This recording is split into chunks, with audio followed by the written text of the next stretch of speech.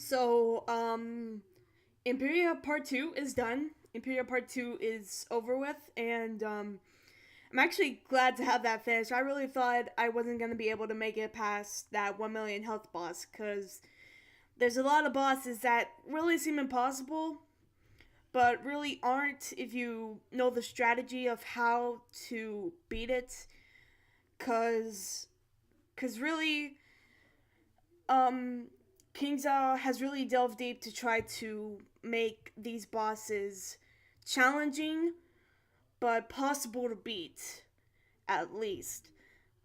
So here I'm gonna be talking about my thoughts on Imperial Parts 1 and 2, what I think about them, and what they could have done, or what shouldn't have been done.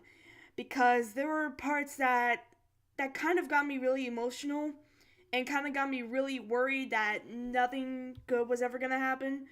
So, you really did hit me in the fields there, King Zhao. Once again, you've hit me in the fields. Uh, so the first thing I want to talk about is how well they've designed with all the new areas in Part 2. Because honestly, Part 2 was probably more amazing than Part 1 because Part 2 it had more weather besides Part 1 being all stormy and just it raining all the time. We were pretty much in the upper atmosphere of Imperia, and in Part 2, we were kind of at the lower base atmosphere of Imperia, which was kind of why the weather kind of cleared up a bit more. This is what I'm thinking. Or possibly the Aether Storm is pretty strong in Upper Imperia than further downwards. And it's crazy enough to think that I really thought there wasn't going to be an area which it would look nice until I saw like the aeroplanes, and then I just immediately fell in love with Imperia so much. And really, I was thinking Imperia could have been a heavenly like world, because Empyrean means heaven, and well, I honestly really thought it would be some kind of heaven sort of place, but instead it was some sort of like world of chaos, world of paradox, world of magic, really. At the center of magic of the spiral, and it's basically a world full of any sort of magic, really. And that's what actually interests me the most is the magic that all the races in Imperia tend to use. Most of them clearly use the magic of light instead of shadow because the races don't take kindly towards shadow creatures. And pretty much them thinking us, the player, were a shadow creature, that was really on point because we do have shadow magic, but we aren't allied with shadow at all. But that was really amazing. How they put that in there. What else do I want to talk about? The start of Imperial Part 2. How Mallory was still dying and we needed to get to back to Imperia and needed to save Bartleby. And really, I was hoping there was going to be no way to save Bartleby. I thought Bartleby was just going to be left for dead. and but we came through in the end. We saved Bartleby, and that was really cool to finally go deeper into Bartleby and just see what was all down there.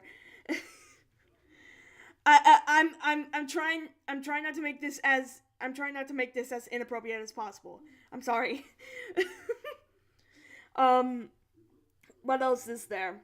Okay, Samsara Village, the Jungle Ring. Um, that place is really unique, how it controls the life and death paradox chain, and how life is death, death is life, all that sort of thing. It's kind of giving back like a hipster vibe. Like, the Calamar seem to act a lot like the 1960s, 1950s hipsters. And it really goes back to that, cause really, hipsters don't really care about the concern of life or death at all. They just go with the flow, if you know what I mean. And I just think the Calamar are really nice people. And, well, considering I would love to compare a Calamar to a 1960s, 1950s hipster, because they have so much in common that it's probably even a reference. Okay, there was one tiny little piece of dialogue that actually got me laughing. It was part of the main storyline, that in Xanadu, there was a part where the shadow creatures tried to get in to the building, and if they wanted to get into the building, they would have defeated 3 shadow creatures to get keys. And that was what the guard said. The guard said the shadow creatures would have defeated 3 enemies to defeat 3 shadow creatures to get keys. And then they send us to do that. They were pretty much foreshadowing our part in the story, which was actually it made me laugh so much that I couldn't even believe. And there was a lot of places which really impressed me so much. Was one of them was actually the Reverie, the dream world, where they had to go and wake Mallory up. I really liked the Reverie. It showed a lot of dreaminess. And honestly, I could never imagine much more of a dream world than this, besides the Reverie, because it just looks so pretty. Like the whole sky around it. It felt like another world to me. And I just really loved the Reverie so much. Okay, now we're gonna talk about the aeroplanes. The aeroplanes, gosh, I fucking love it. Sorry about the language, but I really love it so much. Like, the aeroplanes have to be my number 1 favorite place in Empyrea, because it's so lovely there. It's full of mythical beasts. Like, literally, mythical beasts! I love it so much. Count how many times I've said that, and give me a nickel for every time I've said that. Like, there's no words to describe how amazing the aeroplanes were, because, honestly, I just can't get over how good it looked, because it just looked so peaceful. Like, I want to go there. I want to go. I want to go there right now. Pack my bags. Go to the aeroplanes. But I can't. It's in a game. Okay, so the last thing that I'm going to talk about is the ending, which actually really got me.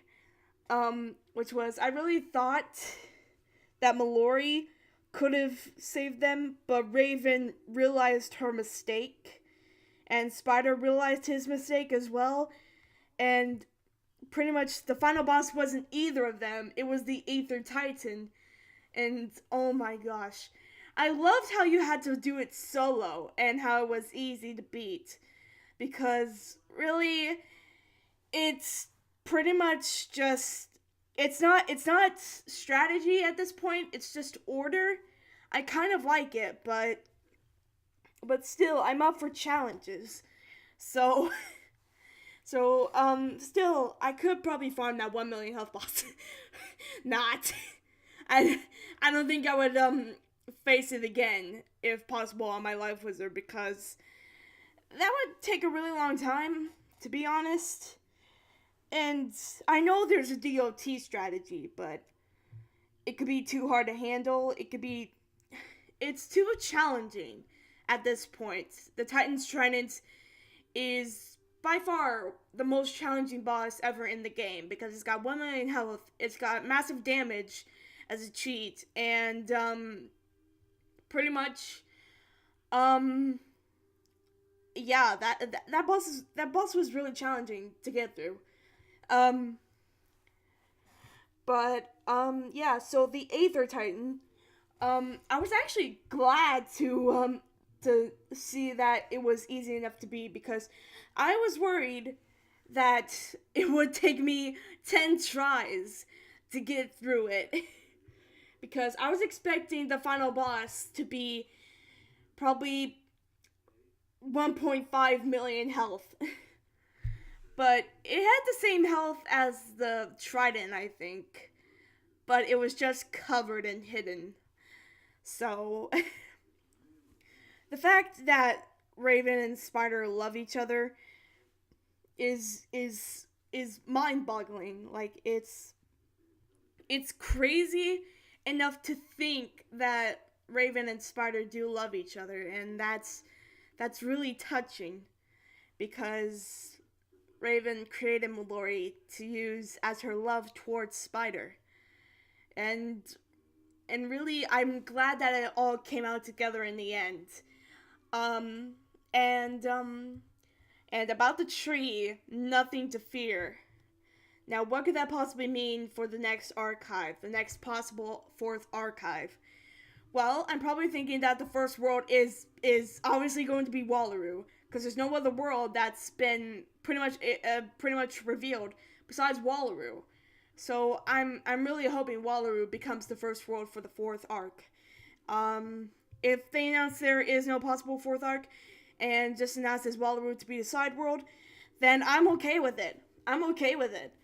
Like, I'm fine with Wallaroo being a side world, but I would love an Australian-themed world in Wizard 101. That would be amazing. Like, I could just imagine Xander's home being really nice. Because I've never seen a lot of Australia. I've never seen a lot of pictures of Australia. But I just know Australia is a good place. Say that now. But once someday I go visit there, it's gonna be hell.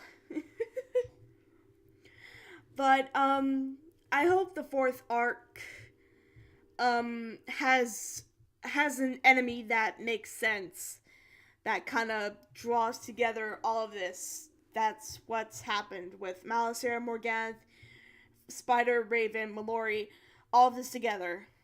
And if not, then time can't really control it. So thank you all for hearing my review on Empyrea parts 1 and 2. My review on it, it's good. It's amazing. It's probably put into my top 5 favorite worlds of all time. So thank you all so much for listening, and if you guys want more reviews like this, why not be a possum person by high-fiving the like button? I will see all of you possum people in the next video.